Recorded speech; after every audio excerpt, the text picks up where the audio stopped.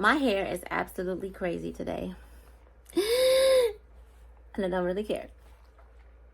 Make sure there's no lipstick on my teeth. Teeth. Plural, because there's teeth.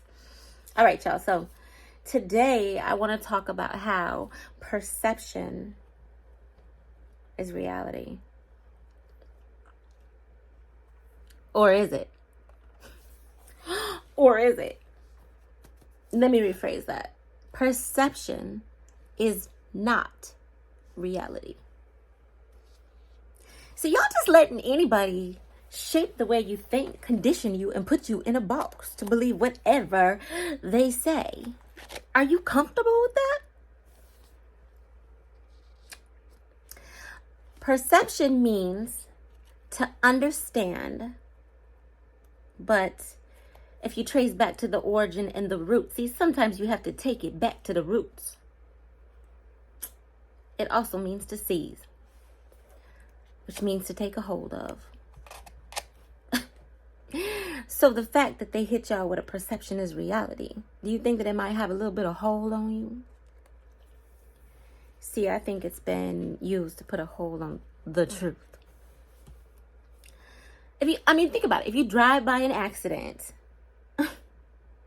and you perceive that somebody died, that don't mean that's reality. You don't even have all the details. You didn't even really see what was going on. You might see the car turned around and it looks like what happened was another car hit the back of it and then it spun around. But what reality might be is it might have fishtailed, hit the railing, whoever came up with these words, hit the rail and then spun around and hit the car. So you don't know. It's not real. Your perception is not reality. That's why they have investigations in place, my friend. See, you have to be very careful.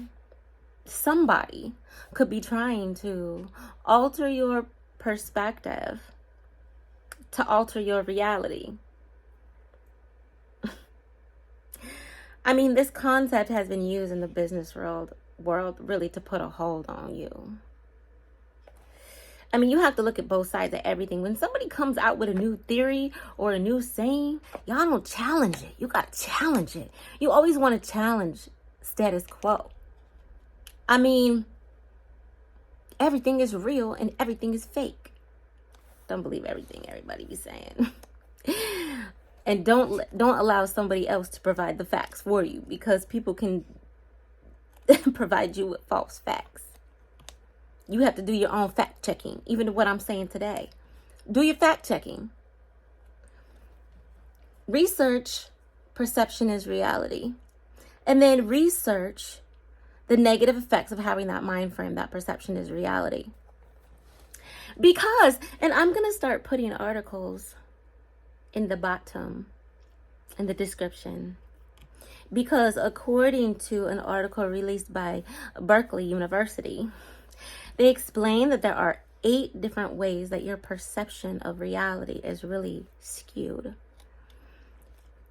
See, creating your own reality about something without actually looking into it and knowing all sides of it'll really derail you down the wrong road. Might waste your time, because then you're going to have to do all that backtracking just to get right back on track. And I'm not trying to waste my time. I don't know about you. But I would rather base my reality off the true perception, which is having a true understanding of something instead. You see what I'm saying? So, what's the message here? The message is, don't ever believe anything that you say 100% or what you see 100%. And don't get facts from somebody else 100%. You gather everything. You gather the pros, you gather the cons, you gather the facts from other people, you gather the facts from yourself, you lay it all on the table, and you look at it for yourself. See, reality means, and I be taking notes, reality means the state of things, but the origin of the word stems from something actually existing and something that is not imaginary. And they say if your mind doesn't really know something It's going to make things up. So isn't it an oxymoron to say perception is reality without knowing all sides of it? Because your mind is really just guessing and making up what the reality is, which is shaping your perception. You know what? It's just so it's really, let me tell you what, the games out here are really, really mentally exhausting. You know what I'm saying? But you really got to pay attention. You really, really, really, really, really got to pay attention. Come on now. Your intuition know when 2 plus 2 don't add up. They tell you 2 plus 2 is 9. And you just be like, okay, it's 9. No, baby. Listen to yourself. Listen to your intuition. Because it's not. It is not. And see, there's always 3 sides to a story. Maybe even 4. The person on the left story, the person on the right story, and then your perception of it. And then sometimes even the truth could be the 4th one, because the story and the facts and everything provided by both parties can be so deceptive in order to change your perspective of what's really going on. Like, I might need to be a lawyer.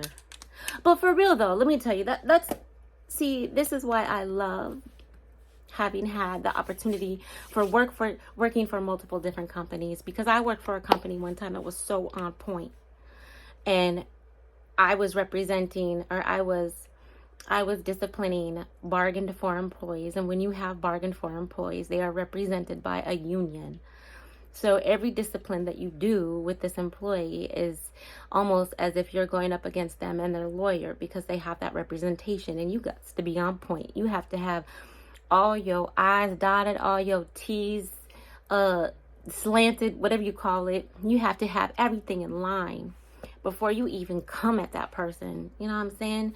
I'm just saying, you need to do 1,099.99 million 0.99, whatever you call it. Just be on point. All right, be on point when you looking at stuff and you evaluating stuff, and especially if you're going up against someone and stuff don't add up. Don't just go off what they saying. You know what I'm saying? Don't just look at these theories. There's always, somebody challenging theories with really solid points. And if you don't have them, for example, a lot of people believe that you should be emotionally intelligent, but what does emotionally intelligence do to a person who is creative? It stops them from being able to advocate for themselves and be even more creative, because you're holding all your emotions on the inside and you're not allowing yourself to think freely.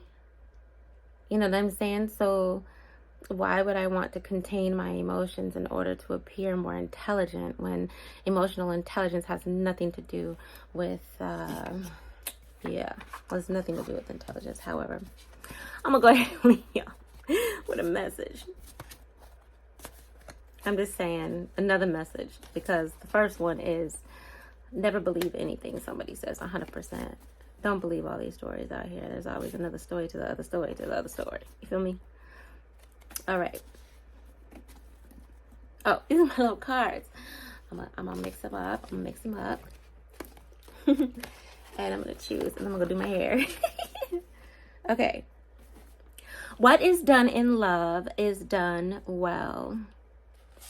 I'm gonna flip it over. We become happier, much happier, when we realize that life is an opportunity rather than an obligation. So, don't believe everything you say. Move within the force of love. And everything in life is an opportunity and not obligation. Walk away from anything that is not serving you with love. And I'm out.